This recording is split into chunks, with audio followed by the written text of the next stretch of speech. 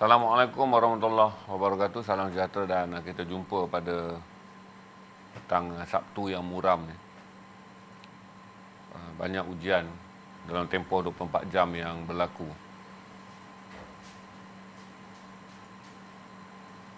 Takziah kepada mereka yang menjadi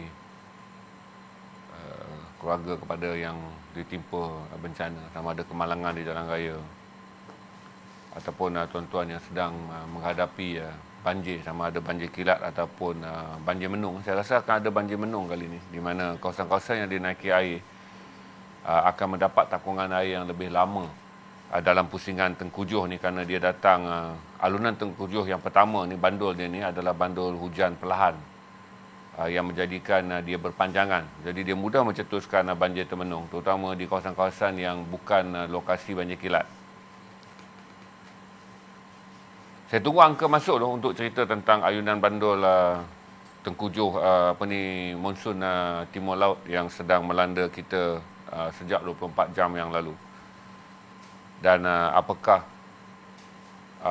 kita perlu bersedia dengan kajian meteorologi Malaysia ataupun Met Malaysia ni mengenai 6 ayunan hujan yang akan masuk ke Semenanjung, yang akan melanda Malaysia dalam monsun timur laut kali ini. Yang pintunya dibuka pada 3 bulan November, tapi sehari ini, semalam, pintunya yang 17 bulan Disember adalah pintu terbesar. Dan pintu ni hanya akan berakhir pada penghujung Februari dengan 6 ayunan hujan, dia tak sebut lebat, 6 ayunan hujan yang akan membawa 6 kali banjir besar. Kelantan yang menjadi sasaran utama Met Malaysia berdasarkan kajian. Tapi hari ini tuan-tuan dah lihat banjir besar melanda 6 negeri, iaitu Selangor yang paling buruk, diikuti oleh Melaka dan kemudian Negeri Sembilan. Apabila awan berat mulai masuk dan memenuhi banjaran Titi Wangsa di sebelah pantai barat, dia menolak awan yang selagi sedia ada untuk masuk pula ke Kelantan, Terengganu dan juga Pahang. Jadi ada 6 negeri yang dilanda banjir, dan saya percaya bahawa kitaran awan berat yang akan masuk mungkin akan meminggir mencari ruang di Tenggara, Johor dan Pahang. Kerana ini adalah formula saban tahun apabila kita menghadapi monsun timur laut ni. Jadi berhati-hati tuan-tuan, terutama mereka yang berada di Tenggara Johor dan di sepadan Pahang, terutama di Temerloh yang membawa hingga ke Keluang dan Kota Tinggi. Kuala Lumpur dan juga Lembah Kelang masih lagi dihujani hujan yang panjang. Berarti kali ini patternnya, ayunan pertamanya adalah hujan yang perlahan tapi panjang, melebihi 24 jam. Dan kemudian sambung lagi sampai hari ini. Saya dah rasa dah 36 jam hujan ni masuk. Sekarang dah pukul 4 petang. Berarti ada potensi kita akan menghadapi banjir termenung. Jadi banjir termenung ni adalah banjir yang paling kita takut, tuan-tuan, iaitu banjir yang membuatkan takungan air lama berada di kawasan-kawasan yang tanah rendah. Dia berbeza dengan banjir kilat yang selalunya melanda dengan cepat dan berakhir dengan cepat di kawasan-kawasan padat, di mana pelongkangan ataupun saliran air yang membawa air hujan tidak dapat menampung kadar taburan hujan yang tinggi. Tapi banjir termenung adalah takungan air di kawasan rendah yang mengambil masa yang panjang untuk menyurut. Dan selagi awan mendung dan selagi cuaca panas, berarti pengeringan ataupun peluapan untuk mengeringkan air ini akan jadi perlahan. Takziah pada semua kawan-kawan, semua rakyat Malaysia yang telah pun menaikkan status dan tidak menaikkan status mengenai kawasan anda ditenggelami air. Dan kalau tengok pattern hujan perlahan ni, saya jangka dia mungkin akan berlanjut hingga 4 atau 5 hari. Kita tunggu saja Met Malaysia mengeluarkan laporan. Tapi Met Malaysia telah lebih awal, pada minggu pertama bulan November, Met Malaysia telah mengeluarkan amaran bahawa 3 November 2021 bermulanya jendela pintu monsun timur laut melanda Malaysia, dan hanya akan berakhir pada penghujung bulan Februari hingga pertengahan bulan Mac. Jadi ini ujian pertama. Semalam baru je kita bercakap bahawa bagaimana Filipina dilanda taufan Rai daripada Davao hingga ke Oblakan. Kalau saudara tengok kesan kemusnahan, kan semalam saya cakap mula-mula 10,000, 100,000, hari ini angka terbaru setakat dikesan 300,000 rakyat Filipina kehilangan rumah. Berarti badai ini memusnahkan sama sekali kampung halaman dan rumah mereka, menjadikan 300 orang kehilangan rumah Bukan saja kehilangan, bukan saja terpaksa berpindah ke tempat tinggal tuan-tuan. Angka yang dikeluarkan oleh Parang Merah Filipina, 300 orang kehilangan tempat tinggal. Kerana badai yang datang di Filipina adalah badai yang kencang. Jarang, dia selalu datang tapi tak selalu datang pada tahap 5. Berarti kalau kita lihat 4 perkembangan ni, iaitu cuaca ekstrim musim panas yang melanda Eropah yang tidak pernah mencetuskan tragedi buruk dalam tempoh 5 dekad.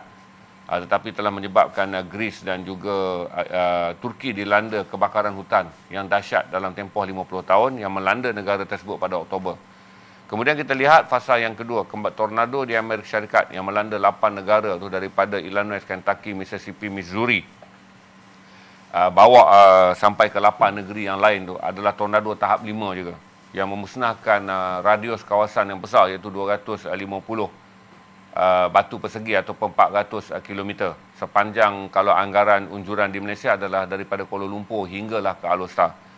Kemudian kita lihat perkara yang ketiga adalah Taufan Rai yang datang dengan skala 5, iaitu taufan yang tertinggi dan terkencang dengan angin yang bertiup pada 300 km sejam.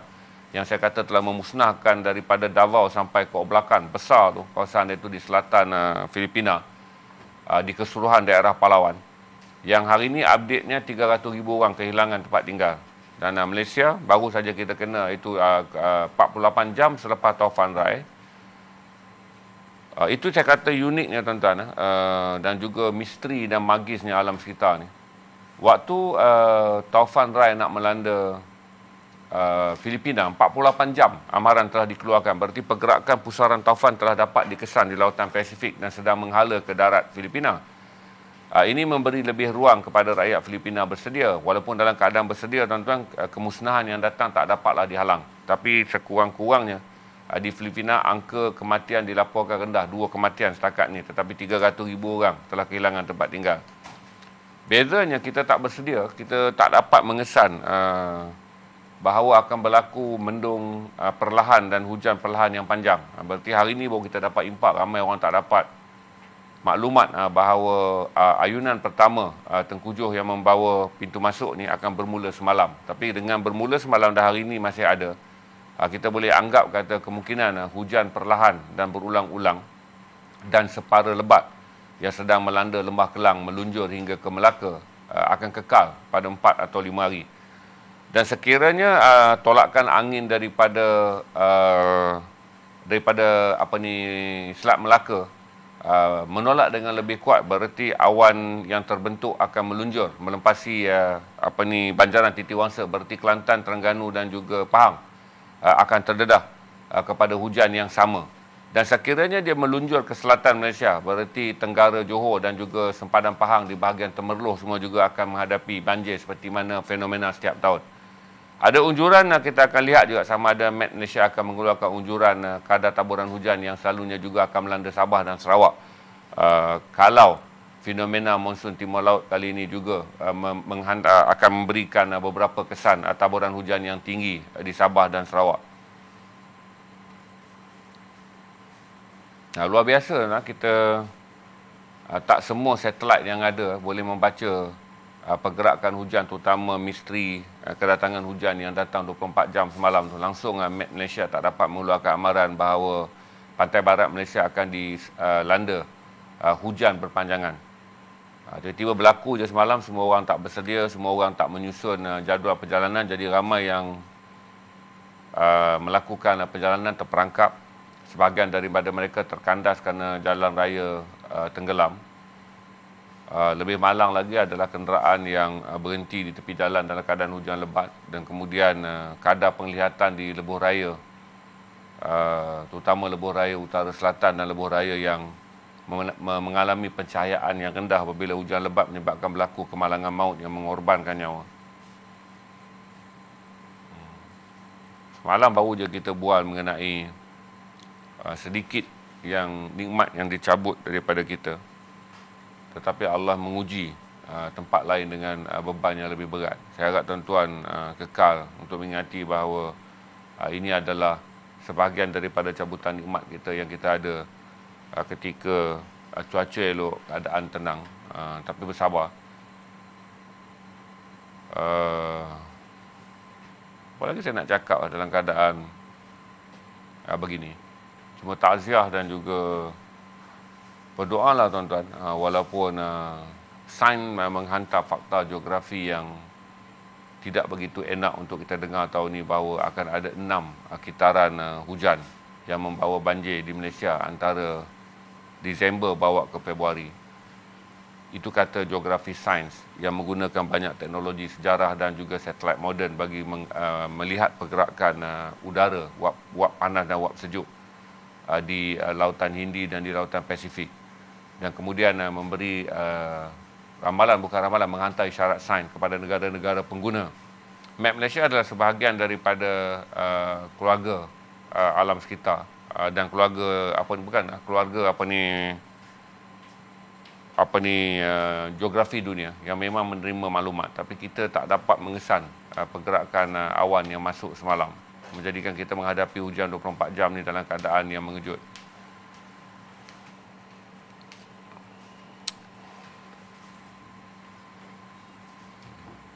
Tak ada berapa ratus orang sekarang? 589. Ini satu daripada 6 pusingan. Dan yang kedua, tuan-tuan, semalam saya bagi tahu kata ujian jujukan Genome mengenai 36 kes yang diletakkan di bawah VOC. VOC adalah variant of concern. Apa itu kita nak fahami variant of concern? Senang. Apabila seorang dijangkiti oleh COVID dan doktor mengesyaki COVID-19 yang dia alami ini adalah sejenis varian yang membimbangkan, maka doktor akan mengambil sampel darahnya dan kemudian hantar kepada pusat kajian penyakit berjangkit, makmal yang kita ada satu je. Makmal untuk mengesahkan orang itu mengalami COVID-19, kita ada banyak, 50 lebih makmal kita ada, milik kerajaan, milik swasta dan juga milik universiti. Tapi pusat jujukan Genome untuk mengesahkan apakah virus yang sedang melanda Malaysia, kita ada satu je. Ada 36 sampel yang telah dihantar yang digariskan sebagai variant of concern, di mana doktor menganggap bahawa ini adalah variant berbahaya. Tapi doktor tak dapat mengesahkan dia apa. Telah dihantar dan hari ini telah disahkan. Daripada 19 ujian yang dijalankan daripada 36 sampel yang ada, 11 adalah Omicron. Berarti telah disahkan kita ada 1+1+11. Berarti kita dah ada 13 kes Omicron daripada jujukan Genome yang dihantar oleh doktor. Manakala 8 lagi adalah varian Delta. Berarti apabila kita buat jujukan Genome, jumlah sampel yang dikaji dalam skala yang 36 daripada 4,000 lebih kes harian kita telah menunjukkan separuh daripadanya adalah Omicron. Berarti 11 adalah Omicron dan 8 adalah Delta. Berarti dalam wabak yang sekarang dikenal pasti di bawah sampel kes-kes yang menimbulkan VOC, di mana doktor melihat ini VOC ni, pesakit ni membawa ciri-ciri VOC, iaitu dijangkiti oleh varian yang berbahaya, dipanggil VOC, variant of concern, maka dihantar. Berarti kita telah pun membuka pintu negara kita kepada satu lagi cabaran yang besar, iaitu Omicron. Walaupun kita belum lagi berada dalam keadaan Kementerian Kesihatan perlu mengisytiharkan dia adalah wabak, tapi kita faham tuan-tuan, dalam 2 tahun dah kita alami benda ni. Apabila dalam tempoh satu kajian sampel saja, daripada 36 yang dikaji, 18 telah pun ditemui. 11 berada dalam keadaan katanya tidak mempunyai kualiti untuk dibuat jujukan Genome. Sama ada sampel itu rosak ataupun sampel itu tidak mencapai piawaian ataupun akan dibuat jujukan semula. Tapi cukuplah tuan-tuan dengan 19 sampel yang telah pun disahkan. 11 adalah Omicron, 8 adalah Delta. Berarti kita ada 13 kes Omicron. Berarti macam ni tuan-tuan, jujukan Genome akan dibuat berdasarkan kepada sampel. Tapi tak berarti itu saja kesnya. Dengan kes purata yang kita capai pada 4,200 ke 4,600 dalam tempoh seminggu ni tuan-tuan, berarti kita boleh beranggapan bahawa bukan 11 tu saja, angkanya melebihi. Bagi setengah-setengah kes, sampel kesnya tidak dihantar kepada pusat kajian penyakit berjangkit untuk dibuat jujukan Genome bagi mengesahkan. Sebab bila kita swab tuan-tuan, kita hanya ada satu je, positif atau negatif. Tapi swab yang kita buat ataupun PCR yang kita buat tidak boleh mengesahkan jenis varian yang kita alami. Jadi doktor hanya akan melihat daripada sampel keadaan pesakit. Maka kalau keadaan pesakit itu menunjukkan ciri-ciri dia mempunyai tanda-tanda Omicron ataupun tanda-tanda variant of concern, barulah dihantar kepada pusat jujukan Genome. Jadi saya harap kata selepas ni salah satu investment besar yang Kementerian Kesihatan akan buat, kerana kita rasa bahawa wabak ni akan berpanjangan. Tak mungkin dia akan menjadi wabak yang selesai dalam tempoh setahun, 2 tahun lagi. Kita harap kita ada lebih banyak pusat jujukan genom untuk memastikan kita lebih bersedia. Setiap kali varian-varian baru melanda, kita tidaklah mendapat angka unjuran, kita mendapat angka anggaran. Kalau unjur ni susah tuan-tuan, cuma saya boleh bagi tahu unjuran kalau 18 dikaji, result dia 11 dapat Omicron dan 8 dapat Delta. Dia tak tepat untuk saya mengatakan 58% daripada kes yang ada di Malaysia adalah Omicron, dan hanya 42 kes yang ada di Malaysia adalah Delta. Tak tepat untuk buat unjuran begitu, kerana dia mestilah saiz skala tu mencukupi. Angka yang dikaji di pusat jujukan genom itu mencukupi untuk menggambarkan keseluruhan kes harian antara 4,200 ke 4,600 atau mencapai 5,000. Jadi berhati-hati tuan-tuan, sebab saya bagi tahu ni dah datang dua. Pertama adalah satu, apabila kalau saudara tengok kes ada negeri yang telah mencapai 700 orang dalam pusat perpindahan. Yang kita bimbang, tuan-tuan, satu, alhamdulillah 80% rakyat Malaysia telah menerima 2 dos suntikan. Hampir 20% telah pergi kepada dos booster. Alhamdulillah.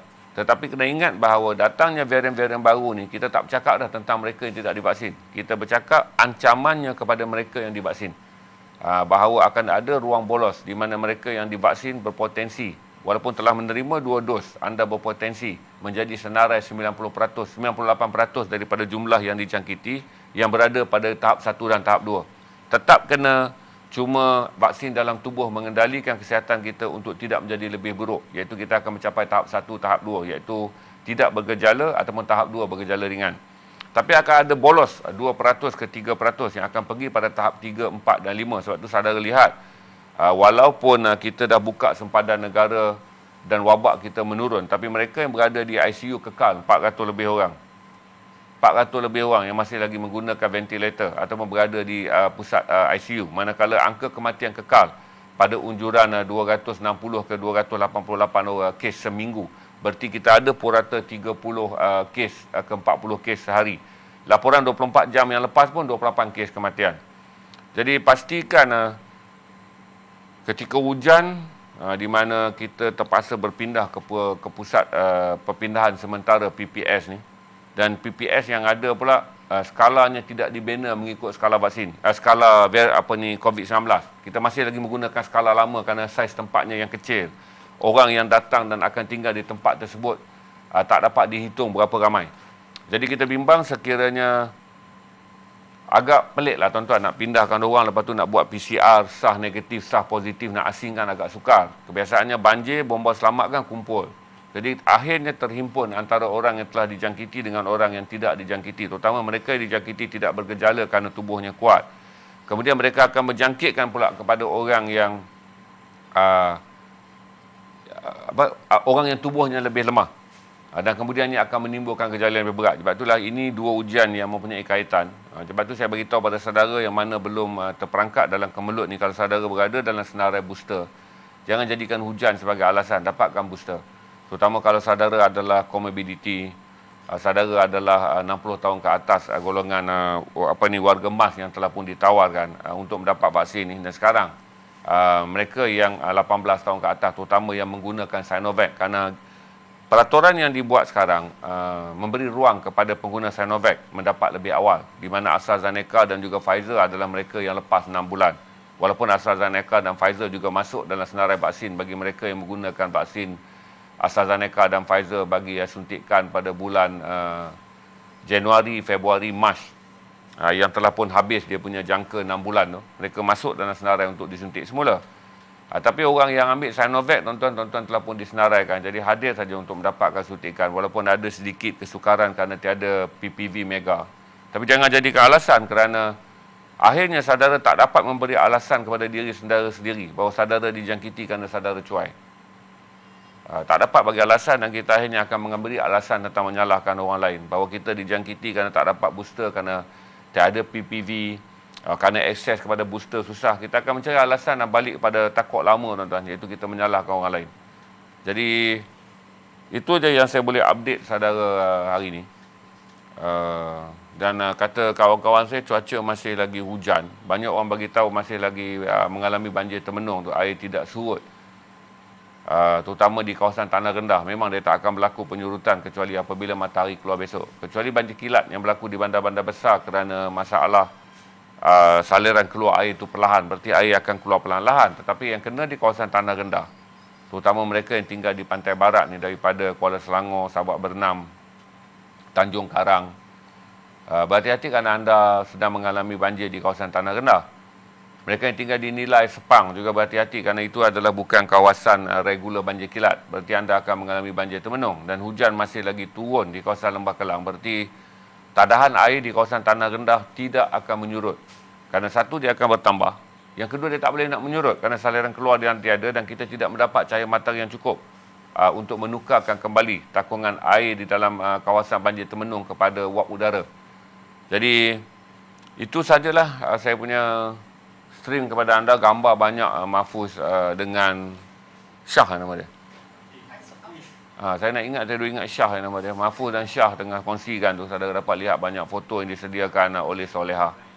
Jadi share dan pastikan apa yang saya share sikit maklumat ni. Saya pun bukanlah orang yang pakar. Tapi sebagai wartawan saya kutip maklumat yang mudah saudara faham.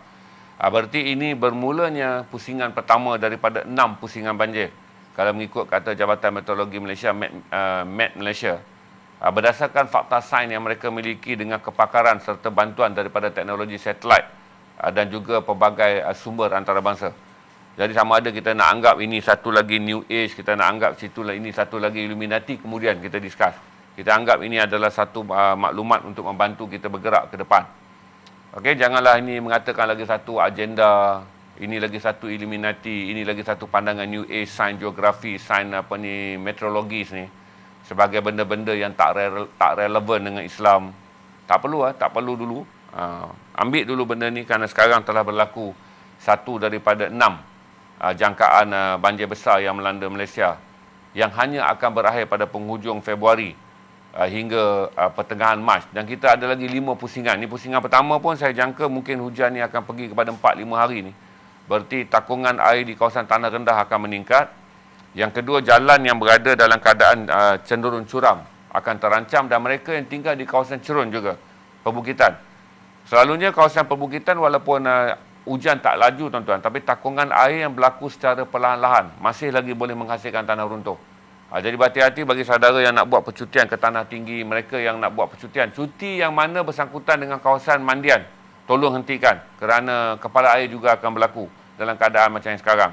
Yang kedua, kedudukan batu-bata dan kawasan yang licin dalam kawasan percutian akan boleh menimbulkan kecederaan fizikal. Yang ketiga, paras air akan meningkat dalam semua lokasi percutian, tak kira lah sungai kampung ataupun kawasan air terjun yang saudara sebut latar lah apalah, berhenti dulu kerana ini bukan masanya. Dan bagi mereka yang nak buat perjalanan jauh, tuan-tuan berhati-hati, pastikanlah keadaan tayar saudara berada dalam keadaan yang baik kerana inilah ujian yang paling besar bagi mereka yang mengalami tayar botak sebelah, bagi mereka yang mengalami tayar kekurangan bunga dan bagi mereka yang mengalami unbalanced steering tu, balancing steering tu. Sebab inilah ujian ya, kerana keadaan jalan yang basah dan berpanjangan.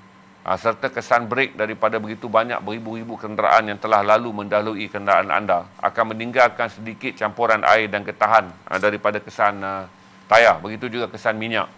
Jadi berhati-hati saudara yang menggunakan laluan-laluan yang saudara pun dah tahu dah. Saudara bukan pemandu baru, ramai yang dah mandu ni semua telah biasa dengan keadaan jalan raya. Kalau saudara tak biasa dengan keadaan jalan raya, ambillah tip yang paling mudah. Berhati-hati kerana hujan lebat mengganggu jarak pengilatan. Walaupun saudara buka lampu, saudara juga terhad untuk melihat apa yang ada di depan dan orang yang ada belakang saudara juga terhad untuk melihat lampu saudara.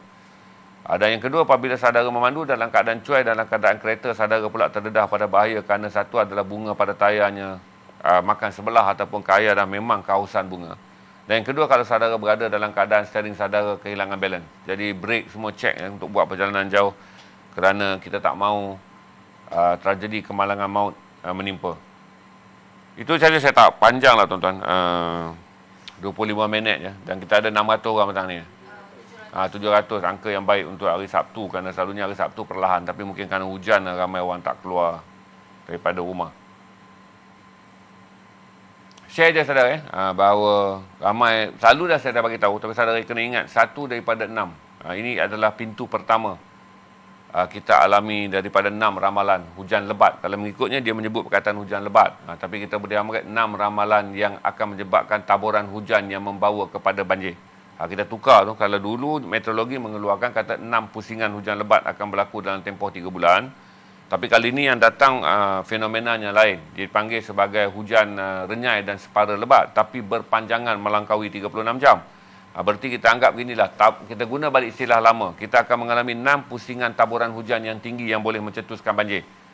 Dan lebih kronik adalah kali ini taburan hujan apabila dia merentas kawasan tanah rendah, dia akan menghasilkan banjir termenung. Iaitu banjir yang lambat untuk surut. Kecuali kalau matahari terbit. Jadi kalau dah begini keadaannya berlarut hingga 4 atau 5 hari, takungan air akan meninggi. Dan selagi matahari tak keluar, kita tidak akan ada penyumberan untuk menjurutkan air. Kerana kawasan banjir yang saudara alami adalah kawasan banjir tanah rendah. Itu saja. Saya rasa tak ada apa soalan. Semua orang mendengar dan share sajalah kisah keadaan di tempat anda. Saya pasti ramai orang beritahu tempat saya pun banjir. Saya sedang banjir, saya sedang terperangkap dalam banjir. Berhati-hati, berterusan, terutama kawan-kawan yang berada di kawasan tanah rendah. Dan bagi orang yang berada di Johor dan Pahang, anda boleh membuat persiap-persediaan kerana sekiranya lunjuran awan tebal berada di dalam kawasan di pantai barat berdekatan dengan semenanjung yang di bahagian tengah di Lembah Kelang ni, awan yang sama akan meluncur pergi. Bila ada terlampau banyak awan yang membawa air masuk, dia akan menolak sebahagiannya. Sekarang dia tolak dan meluncur pergi ke pantai timur melepasi puncak banjaran Titiwangsa. Kemudian tolakkan seterusnya kalau awan membawa kandungan hujan itu datang daripada laut, dia akan meluncur pula ke bahagian selatan. Dan ini akan mendedahkan Johor Tenggara dan juga sempadan Pahang daripada Temerloh bawa pergi sampai ke Keluang dan Kulai di Johor tu, kota tinggi semua tu. Anda akan terdedah pada banjir.